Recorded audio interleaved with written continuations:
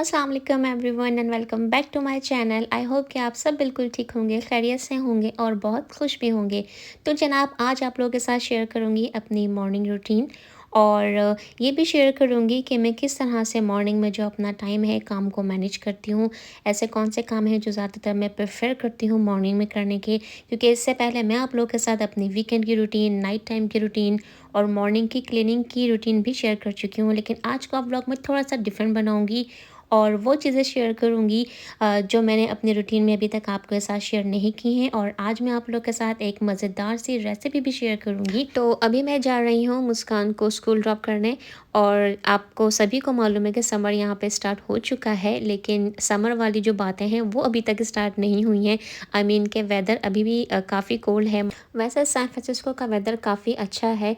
I mean कि जब summer होता है तो हमें यहाँ पे ऐसा बहुत कम होता है कि फ़ैन्स की या एसी की ज़रूरत पड़े, कंपेयर टू जो हमारी क्लोज जो सिटीज़ हैं सैन फ्रांसिस्को से अराउंड जो 2 आवर्स या 3 आवर्स की राइड पर है, वहाँ पे काफ़ी गर्मी होती है और आपका फ़ैन या एसी के बगैर गुजारा नहीं होता।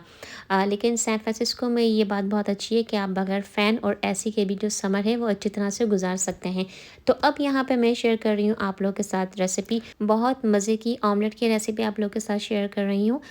ये है एक्चुअली यहाँ का एक बहुत famous restaurant, I hope restaurant है, वहाँ पे ये ऑमलेट सर्व किया जाता है जो बहुत मज़े का होता है। तो अंडे लेंगे, उसमें थोड़ा सा मिल्क ऐड करेंगे और ब्लैक पेपर डालेंगे, सॉल्ट डालेंगे और चिली फ्लेक्स डालेंगे। आप अपने टेस्ट के हिसाब से चीज़ें कम ज़्यादा कर सकते हैं। उसको अच्छी तरह से बीट कर लेंगे। यहाँ पे साथ साथ मैं चाय भी बना रही हूँ। टोस्टर में मैंने ब्रेड भी टोस्ट करने के लिए रख दी है और आप लोग के साथ रेसिपी भी शेयर कर रही हूँ। तो जी, अंडे में ये सारी चीज़ें मिक्स कर लेंगे और इसके साथ साथ ही ये सब करने से पहले मैंने एक पैन में जितनी मेरे पास वेजिस थी, वेजिटेबल्स थी, उनको मैंने सिर्फ थोड़ा सा ऑयल डाल के सॉटे कर लिया था। तो वेजिस आप अपनी चॉइस के हिसाब से डालिएगा। मैंने यहाँ पे ऑलिव्स लिए थे, बेल पेपर्स ली थी और स्पिनच ली थी और उसमें सिर्फ मैंने सॉल्ट ऐड किया था और उनको अच्छी तरह से सॉटे कर लिया था। तो फिर मैंने पैन में हल्का सा ऑयल डाला है और जो एक का जो मिक्सचर हमने बना के रखा था वो अंडे मैंने स्प्रेड कर दी थी। ये सारा काम हमको बहुत ही ज़्यादा लो फ्लेम पे हल्की आंच पे करना है। फिर इसके साथ साथ मेरे पास यहाँ पे मिक्स्ड बीफ था। अगर आपके पास कीमा हो भुना हुआ या चिकन हो या बॉइल्ड चिकन हो या ग्रिल चिकन हो, आप अपने टेस्ट के हिसाब से वो भी ऐड कर सकते हैं। फिर मैंने सारी इसमें वेजिटेबल्स डाल दिए थे जो मैंने ग्रिल करके रखी थी। साथ में मैंने चीज़ डाली है। चीज़ मुझे बहुत पसंद है, अगर आपको पसंद हो तो आप ज़रूर ऐड कीजिएगा। एक्चुअल जो रेसिपी है उसमें भी चीज़ ऐड की हुई होती है। तो चीज़ के लिए मैंने यहाँ पे 2-3 चीज़ का एक ब्लेंड मिलता है, एक पैक होता है, उसमें सारी चीज़ मिक्स होती है, जिसमें चेडर चीज़ होती है, मोज़रेला होती है, पेपर जैक होती है और रेगुलर चेडर चीज़ होती है। आपको जो चीज़ पसंद हो वो आप इसमें ऐड कर सकते हैं। अगर आप चीज़ ना डालना चाहें तो टोटली स्किप भी कर सकते हैं। अच्छा, एक बात और, जब आप इस ऑमलेट को फ्लिप कर रहे होंगे, आई मीन जब फोल्ड कर रहे होंगे, तो आपने देखा है ना कि मैंने कॉर्नर्स पे इस तरह से चीज़ हल्की से स्प्रिंकल कर दी थी। तो आप लोग भी ये ज़रूर कीजिएगा। इस स्टेप से क्या होगा, जब आप ऑमलेट को जब आप फ्लिप करने की कोशिश करेंगे तो जो दोनों साइड्स होंगे वो एक दूसरे से अटैच हो जाएंगे चीज़ की वजह से। तो बहुत मज़े की रेसिपी है, ज़रूर ट्राई कीजिएगा। अच्छा, इसमें मैंने अनियंस भी डाली थी जब मैं वेजिस को सॉटे कर रही थी। तो अगर आप लोग भी डालना चाहें तो ज़रूर ऐड कर लीजिएगा। तो बहुत सिंपल लेकिन बहुत मज़ेदार रेसिपी है, ज़रूर ट्राई कीजिएगा। अच्छा, अब मैं आप लोगों के साथ शेयर करती हूँ कि हम हरा धनिया को, सिलेंडर को किस तरह से ज़्यादा दिन तक सेव कर सकते हैं। तो एक तो सिंपल तरीका ये है कि जब भी आप हरा धनिया लाएँ तो जो उसकी एक्स्ट्रा जो डंठल होते हैं, जो उसका एक्स्ट्रा पार्ट होता है, आप उसको कट कर दीजिए, उसको ड्राई कर लीजिए और किसी भी पेपर टॉवल में या किसी क्लीन अखबार में, न्यूज़पेपर में इस तरह से ऊपर और नीचे उसको लेयर करके बीच में हरे धनिया को रख दें। अगर आप चाहें तो इसको किसी कंटेनर में इस तरह से स्टोर कर सकते हैं या रेगुलर प्लास्टिक बैग या जिप-लॉक के बैग में भी स्टोर कर सकते हैं। और दूसरा तरीका ये है कि आप हरे धनिया को अच्छी तरह से वॉश कर लें, एयर ड्राई कर लें किसी छलनी में डाल के या स्ट्रेनर में डाल के। जब आपका हरा धनिया अच्छी तरह से ड्राई हो जाएगा, उसमें कोई मॉइस्चर नहीं होगा, आप उसको इस तरह से बारीक-बारीक सा चॉप कर लीजिए। लेकिन मेक श्योर हमें ये करना है कि इसमें पानी ना हो और इसको फिर हमें किसी भी अच्छे जिप लॉक में डाल के स्टोर कर लेना है और पूरा मेक श्योर कीजिएगा कि जो ज़िप लॉक की जो सील है वो अच्छी तरह से क्लोज़ हो, आप उसको अच्छी तरह से बंद कर दें, क्योंकि हमें इस पैक को फ्रीज़र में स्टोर करना है। इस तरह से स्टोर करने से आपका हरा धनिया काफ़ी दिन तक फ्रेश रहेगा और ख़राब भी नहीं होगा, लेकिन हमें इसको फ्रीज़र में रखना है। इसके अलावा मेरे पास जो और वेजिटेबल्स थे उनको मैंने वॉश करके ड्राई करके वो भी मैंने फ्रिज में रख दिए थे। तो अब यहाँ पर मैं आप लोगों को कुछ और टिप देने वाली हूँ, जो है जिंजर गार्लिक पेस्ट को लेकर। अक्सर हमारे घरों में जो अदरक लहसुन का पेस्ट होता है, या तो उसमें से एक स्मेल सी आने लग जाती है, या तो उसका कलर चेंज हो जाता है। तो कलर चेंज होने का सबसे बड़ा जो रीज़न हो सकता है वो ये है कि आप कौन सा गार्लिक यूज़ कर रहे हैं। हमेशा मेक श्योर करें कि लहसुन अदरक के लिए जो लहसुन आप यूज़ कर रहे हैं उसको आप कट करके देख लीजिए, क्योंकि अक्सर कभी कभार आपने देखा होगा कि उसमें एक ग्रीन सी लाइन होती है। अगर आपके लहसुन में हल्का सा पे ग्रीन कोई मार्क है, या कोई अंदर से कुछ इसमें कुछ सीड है ग्रीन कलर का, तो वो आपके सारे जिंजर गार्लिक पेस्ट को ख़राब कर देगा। तो हमेशा वही लहसुन यूज़ कीजिए अदरक लहसुन के पेस्ट में जो बिल्कुल क्लीन लहसुन हो, उसमें कोई भी ग्रीन हिस्सा ना हो लहसुन में। तो ये एक बहुत बड़ा रीज़न हो सकता है कि अगर आपका जो जिंजर गार्लिक पेस्ट है वो ग्रीन हो जाता है। इसके अलावा कोशिश कीजिए कि अदरक लहसुन में जो आप लहसुन यूज़ कर रहे हैं वो बहुत बड़े बड़े साइज़ के ना हो, छोटे साइज़ के हों। अगर आप लोग अमेरिका में हैं तो मैं आप लोगों को ये बात क्लियर कर दूं कि जो लहसुन मैं यूज़ करती हूँ अदरक लहसुन का पेस्ट बनाने के लिए, वो मैं कॉस्को से परचेज़ करती हूँ।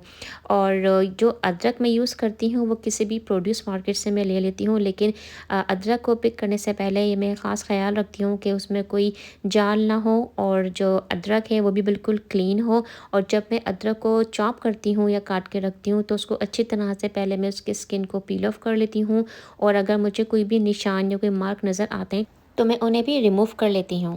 एंड आई एम श्योर कि आप सभी लोग इसी तरह से ही जिंजर को भी क्लीन करते होंगे। तो यहाँ पे मैं आपको एक टिप और दे रही हूँ, जब भी मैं कोई वेजिटेबल्स या फ्रूट कट करती हूँ तो उनके जो स्किन है, जो छिलके हैं, वो कभी भी मैं अपने ट्रैश कैन में नहीं डिस्कार्ड करती, क्योंकि इस तरह से चीज़ों को ट्रैश कैन में डाल देने से किचन में एक अजीब सी स्मेल हो जाती है। तो मैं जो भी स्किन होती है या छिलके होते हैं उनको मैं अलग से एक बैग में डाल देती हूँ और फिर बाहर जाकर डिस्कार्ड कर देती हूँ, जो हमारा मेन ट्रैश कैन है। तो दोबारा से आती हूँ जिंजर गार्लिक की रेसिपी की तरफ। तो अदरक को मैं इस तरह से पूरा कट करके छोटे छोटे से पीसेस में मैं काट लेती हूँ, और इस तरह से मेरे पास ये एक्स्ट्रा 2 जार हैं, जिसमें एक में मैं गार्लिक स्टोर करती हूँ और एक में मैं इस तरह से जिंजर को स्टोर कर लेती हूँ। तो इस तरह से करने से मुझे बहुत ज़्यादा आसानी हो जाती है, और जब भी मुझे जिंजर गार्लिक पेस्ट बनाना होता है तो बस मैं इन 2 जार्स को निकाल लेती हूँ, और मैं अदरक लहसुन का पेस्ट बनाने के लिए यूज़ करती हूँ हैंड ब्लेंडर, क्योंकि जिस जार में मेरा अदरक लहसुन का पेस्ट होता है मैं उसी में इन दोनों चीज़ों को ऐड कर लेती हूँ, और हैंड ब्लेंडर की हेल्प से ही मैं इन दोनों चीज़ों का पेस्ट बना लेती हूँ। अगर आप लोग चाहें तो ग्राइंडर भी यूज़ कर सकते हैं। यहाँ पर मैं आपको एक टिप दे देती हूँ, अगर आप लोग के जिंजर गार्लिक पेस्ट में कोई स्मेल आ जाती है या कलर चेंज हो जाता है तो उसके लिए आप इसमें 1 टीस्पून वाइट विनेगर, जो वाइट सिरका होता है, वो भी ऐड कर सकते हैं। तो उससे आपका जिंजर गार्लिक पेस्ट काफ़ी लॉन्ग लास्ट करेगा, स्मेल भी नहीं आएगी और ख़राब भी नहीं होगा। लेकिन जो डिटेल मैंने आप लोगों के साथ शेयर की हैं, अगर आप उन चीज़ों को भी फॉलो करेंगे तो भी आपका जो अदरक लहसुन का पेस्ट है इंशाल्लाह ख़राब नहीं होगा, ना ही उसका कलर चेंज होगा, ना ही उसमें कोई स्मेल आएगी। इसके साथ साथ मैं आप लोगों के साथ एक बहुत काम की जो टिप है वो शेयर करूँगी कि जब भी आप लोग अदरक लहसुन का काम करते हैं या अनियंस का काम करते हैं तो हमेशा मेक श्योर करें कि काम ख़त्म करने के बाद अपने हाथों को अच्छी तरह से वॉश कर लें किसी भी अच्छे सोप से, और वॉश करने के बाद उनको ड्राई करने के बाद कोई भी अच्छी क्रीम ज़रूर अप्लाई करें। यहाँ पर मैं आपको सजेस्ट करूँगी वैसलीन, क्योंकि वैसलीन मैं बहुत टाइम से यूज़ कर रही हूँ, और इसको यूज़ करने से आपके जो हाथों की स्किन है वो बहुत अच्छी रहती है, और आपके जो हाथ हैं वो ड्राई भी नहीं होंगे, हैंड्स बहुत क्लीन रहेंगे, सॉफ्ट भी रहेंगे। तो जनाब यहाँ पे अदरक लहसुन का काम सारा ख़त्म हुआ, और जो फ्रूट्स वगैरह थे वो भी मैंने फ्रिज में रख दिए थे। तो नॉर्मली मेरी जो क्लीनिंग रूटीन है वो मैं नाइट टाइम पे ही करती हूँ, रात को सोने से पहले। लेकिन जब भी मैं किचन में इस तरह से कुछ एक्स्ट्रा काम करती हूँ, और जैसे फ्रूट्स वगैरह मैं जब भी लेके आती हूँ, अगर मुझे फ्रिज क्लीन करना हो या कुछ मसाले वगैरह जार्स में ऐड करने हो, तो मैं किचन की क्लीनिंग फ़ौरन ही कर लेती हूँ, क्योंकि हम कितने भी एहतियात एहतियात से काम करें। किचन के कामों में कुछ ना कुछ चीज़ें, छोटा मोटा कचरा फ्लोर पे गिर जाता है, तो अगर हम उसे वक्त पे ही क्लीन कर लें, साफ़ कर लें, तो फिर किचन हमारा साफ़ भी रहता है और फिर ज़्यादा क्लीनिंग भी नहीं करनी पड़ती। तो यहाँ पे मैंने फ्लोर पे पहले रेगुलर ब्रूम से मैंने फ्लोर क्लीन कर लिया था, और इसके अलावा जो मेरे किचन में जो मैंने रग प्लेस किया हुआ है उसको मैं हमेशा क्लीन कर लेती हूँ अपने इस वैक्यूम से। तो जब भी मैं वैक्यूम यूज़ करती हूँ तो फिर कोशिश यही होती है कि घर के जो बाकी हिस्से हैं जहाँ पे जो रग्स वगैरह मैंने प्लेस किए हुए हैं उनको भी क्लीन कर लूँ।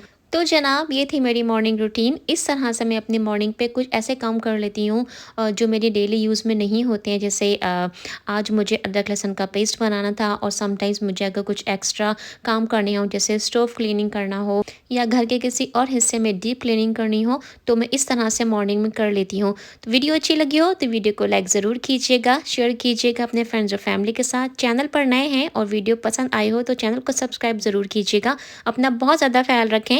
नेक्स्ट व्लॉग में लोग अच्छे से नए कंटेंट के साथ आप सभी लोगों से बहुत जल्द मुलाकात होगी। अल्लाह हाफ़िज़।